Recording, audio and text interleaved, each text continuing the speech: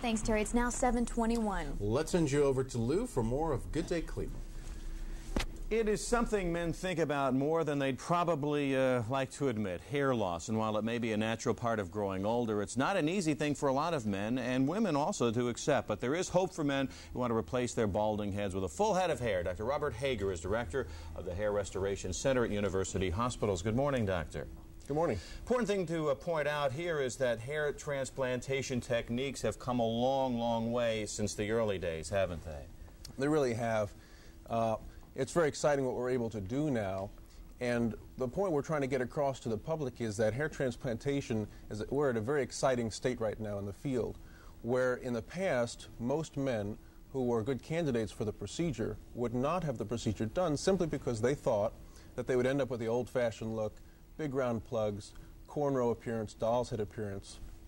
And whereas there are many surgeons that still do that type of surgery, what several centers in the country are able to do now, and the Hair Restoration Center here at Case Western is one of them, we're able to transplant one hair at a time. And the largest grafts that we do contain 2 or 3 hairs. And what that means is that after the healing process is complete, the results are undetectable. In other words, there's no visible evidence of surgery.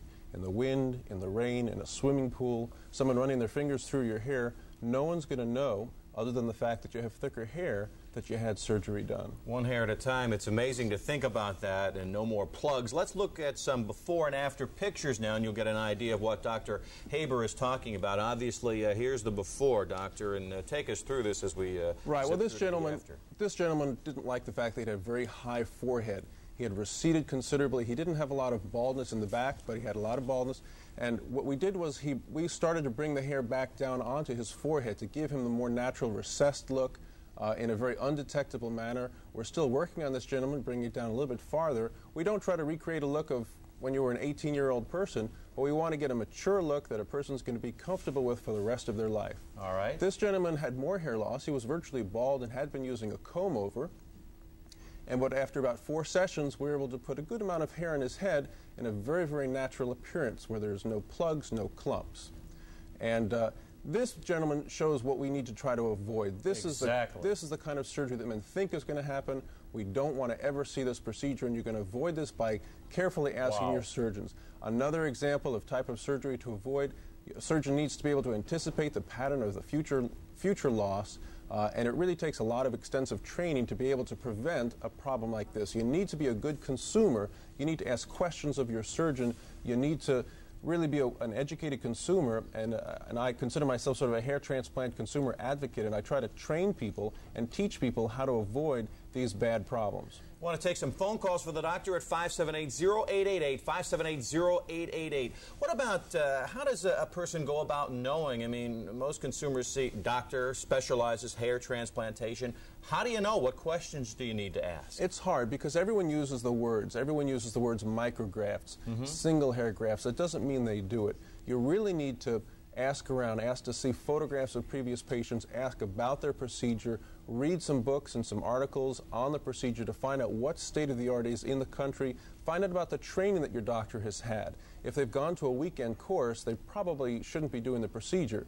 If they've spent several months under detailed, close instruction with some other prominent hair surgeons, and you've been able to see some of their work, then they may be able, or more likely to be doing good work. Let's hear from Betty in Parma. Good morning, Betty. Good morning. I'd like to know if this is available for women. Excellent question. Yes. And yes, women are good candidates for hair transplantation. The problem, Betty, is that women tend to lose their hair a little bit more differently than men. The male pattern baldness still leaves us with a rim of permanent growing hair in the side and back of the head.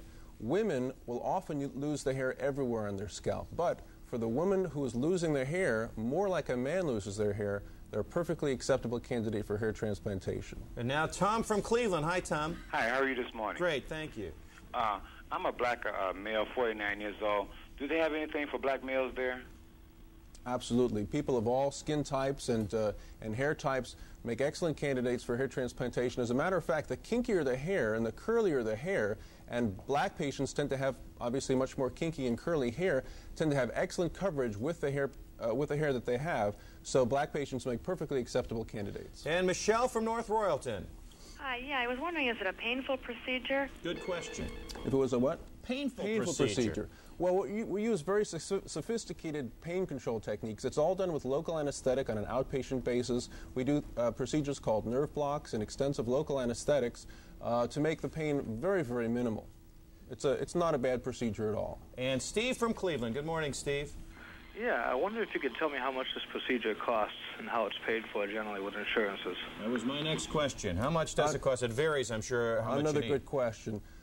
It really depends on where you do it and how much hair loss. The most we charge at the center is $2,500 per session, but it can be less than that. And for someone who has some more questions, there are a number of things they can do. I will spend an hour with a patient on a complimentary basis, teaching them about the procedure and talking to them about their possibilities.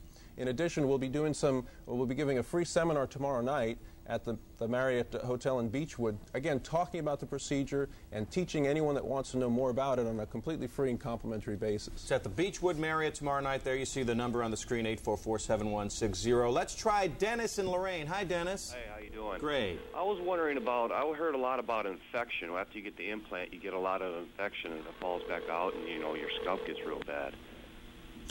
Well, first of all, it's a sterile procedure, and doctors who are doing proper procedures using sterile technique are giving appropriate doses of antibiotics and use a variety of techniques that minimize, there's no surgery that's free of infection, but the complication rate for hair transplants is very, very low.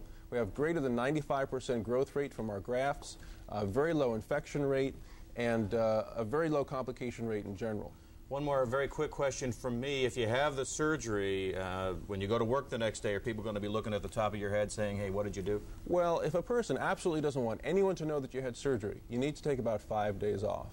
After about 5 days, even under very close inspection, no one will know that you had surgery done. All right, let's look at the seminar information one more time, the hair transplant seminar. It is at the Beechwood Marriott, Tuesday, January 17th. That means tomorrow night. The phone number to call for information is 844-7160. Dr. Robert Hager, Director of the Hair Restoration Center at University Hospitals. Thanks a lot. Thank you. Time now is 7.